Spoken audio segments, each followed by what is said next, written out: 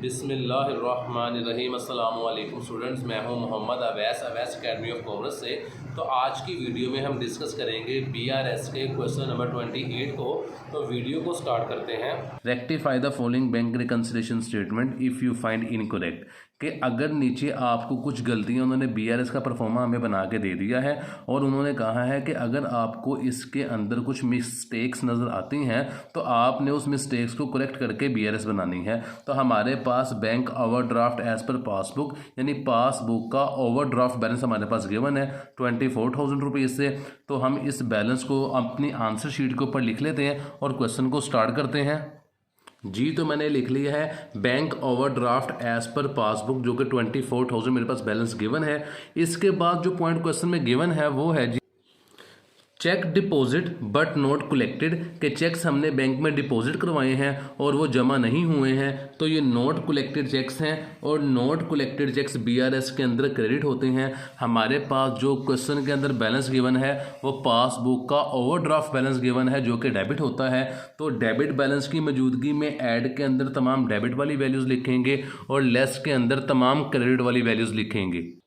तो not collected checks credit होते हैं, इसलिए हमने इसको लेस के अंदर लिख लिया और इसके अमाउंट लिख देंगे साथ जो हमारे पास क्वेश्चन के अंदर अमाउंट गिवन है 18,000 रुपीज़। इसके बाद जो पॉइंट नंबर 2 मेरे पास गिवन है वो पॉइंट मेरे पास गिवन है cheque issue but not yet paid, के चेक्स हमने इशू किए हैं और उनको अदा नहीं किया गया। तो ऐसे चेक्स जो हम इशू करें और वो अदा ना हो सकें उन्हें नॉट प्रेजेंटेड चेक कहते हैं। या ऐसे चेक्स जो हम इशू करें और बैंक में किसी वजह से वो पेश ना हो सकें, इनको नॉट प्रेजेंटेड चेक्स कहते हैं। तो नॉट प्रेजेंटेड चेक्स हमारे डेबिट होते हैं। तो यहाँ पर बैलेंस हमें डेबिट गिवन है, इसलिए नॉट प्रेजेंटेड चेक्स हम ऐड में लिख देंगे। तो यहाँ पर मैंने ऐड के अंदर लिख दिया है नॉट प्रेजेंटेड चेक्स और इसकी अमाउंट मैंने लिख दी है जो कि मुझे 14,000 क्वेश्चन के अंदर गिवन थी। इसके बाद जो मेरे पास क्वेश्चन के अंदर पॉइंट गिवन है वो है पॉइंट नंबर 3 और वो है मेरे पास cheques deposit but dishonour not record in the cash book, के चेक्स हमने बैंक में जमा करवाए हैं। अब जिस चीज़ की जिस स्टेटमेंट की आपको समझ नहीं लगेगी उसको आपने अपने ऊपर इम्प्लीमेंट कर लेना है। अगर आपकी इनकम हो रही है उसे डेबिट कर देंगे, अगर आपका एक्सपेंस हो रहा है तो उसे हम क्रेडिट कंसीडर कर लेंगे। तो देखिए चेक्स हमने डिपॉजिट करवाए हैं बैंक के अंदर, तो ये हमारी बेसिकली इनकम थी। जब बंदा बैंक में पैसे जमा करवाता है तो उसके पास पैसे आते हैं, तो ये हमारी इनकम थी। जब वो डिसोनर हो गए हैं, यानी कि उस चेक्स के अंदर पैसे नहीं थे या किसी और वजह से बैंक ने उसे डिसोनर कर दिया है, तो हमें पैसे नहीं मिलेंगे। ये हमारा एक्सपेंस कंसीडर्ड होगा और एक्सपेंस बीआरएस में क्रेडिट होते हैं। बैलेंस डेबिट गिवन है इसलिए लेस के अंदर आ जाएगा। यहाँ पे लिख देंगे चेक्स डिपॉजिट एंड डिसोनर। तो स्टेटमेंट मैंने लिख देता हूँ यहाँ पे चेक डिपॉजिट एंड डिसओनर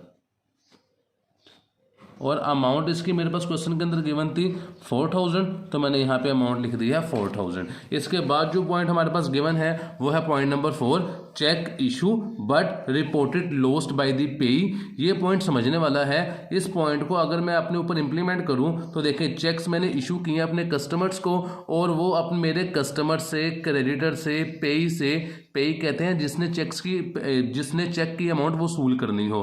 तो मैंने कस्टमर को चेक इशू किए थे और जिसने अमाउंट वसूल करनी थी उसको पेई भी कहते हैं, क्रेडिटर भी कहते हैं। उससे वो चेक्स गुम गए हैं। जब चेक्स गुम गए हैं तो मेरे बैंक अकाउंट से पैसे कम नहीं होंगे। जब बैंक अकाउंट से पैसे कम नहीं होंगे तो ये बात मेरी फेवर में है, मेरे अकाउंट में पैसे रहेंगे। तो इसको मैं इनकम कंसिडर करूंगा और इनकम बीआरएस में डेबिट होती है।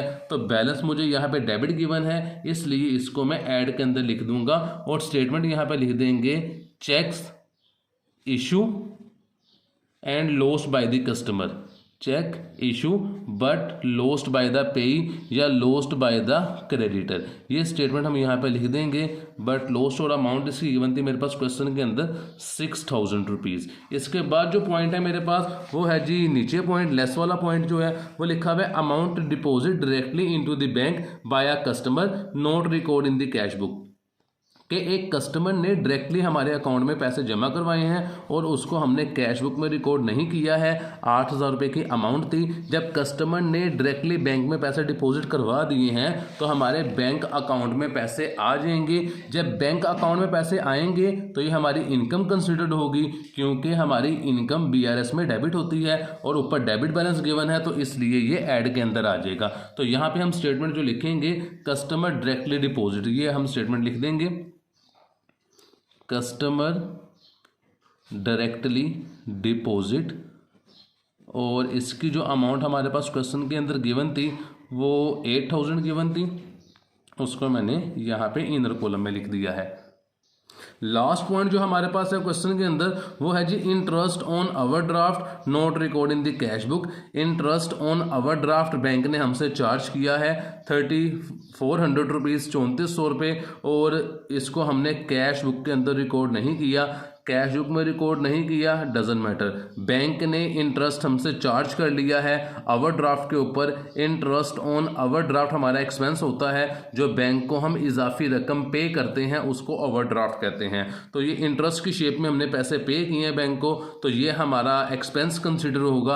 अगर यहाँ पे इंटरेस्ट ऑन इन्वेस्टमेंट होता तो वो हमारी इनकम कंसिडर होती, क्योंकि बैंक से हमने वो इंटरेस्ट ऑन इन्वेस्टमेंट रिसीव की है या बैंक ने हमारी इन्वेस्टमेंट के ऊपर इंटरेस्ट रिसीव की है। लेकिन ये इंटरेस्ट ऑन ओवरड्राफ्ट है, ये हमारा एक्सपेंस होता है और एक्सपेंस BRS के अंदर क्रेडिट होते हैं। हमारे पास डेबिट बैलेंस गिवन है तो क्रेडिट वाली तमाम वैल्यूज लेस के अंदर आ रही थी, तो यहाँ पे मैं लिख दूंगा interest on overdraft, interest on overdraft, और इसकी अमाउंट मेरे पास क्वेश्चन के अंदर गिवन थी 3,400 रुपीज़। ये क्वेश्चन की तमाम वैल्यूज़ को मैंने यहाँ पे लिख लिया है। इसको एडलेस कर देते हैं। हमारे पास ऐड के अंदर 3 वैल्यूज़ थी, 14,000, 6,000 और 8,000। इन तीनों वैल्यूज़ को ऐड कर देते हैं। इन तीनों वैल्यूज़ को जब मैंने ऐड किया, 14,000 प्लस 6,000 प्लस 8,000, तो मेरे पास ये वैल्यू आती है 28,000। इस 28,000 को मैं यहाँ पे मेन कॉलम में लिख दूंगा, और जो बैलेंस मेरे पास गिवन था 24,000, उसके अंदर मैं इसको ऐड कर देता हूँ। तो मेरे पास जो बैलेंस आ रहा है वो बैलेंस मेरे पास आता है 24,000 प्लस 28,000, ये बैलेंस आता है 52,000। इस 52,000 बैलेंस को मैंने यहाँ पे मेंशन कर दिया।